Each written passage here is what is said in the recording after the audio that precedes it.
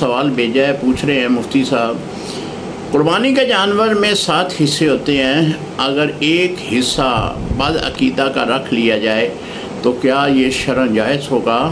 जी मोहतरम सैयदी आला हज़रत इमाम अहमद रज़ा ख़ान बरेलवी रहमतुल्लाह ताला अलैह ने फ़तावा रज़विया में इस बात की तशरीह लिखी हुई है।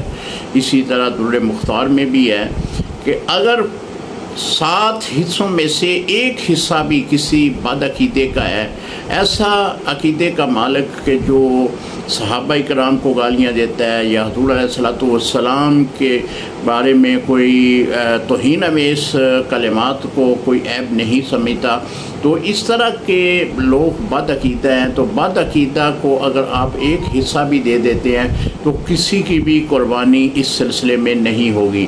यानी अगर 6 ऐसे लोग मौजूद हैं कि जो सुन्नी सही अकीदा हैं, लेकिन एक जो है वो बद अकीदा उसमें दाखिल हो गया, तो फ़ुक़हा ने लिखा है कि फिर किसी की भी कुर्बानी नहीं होगी।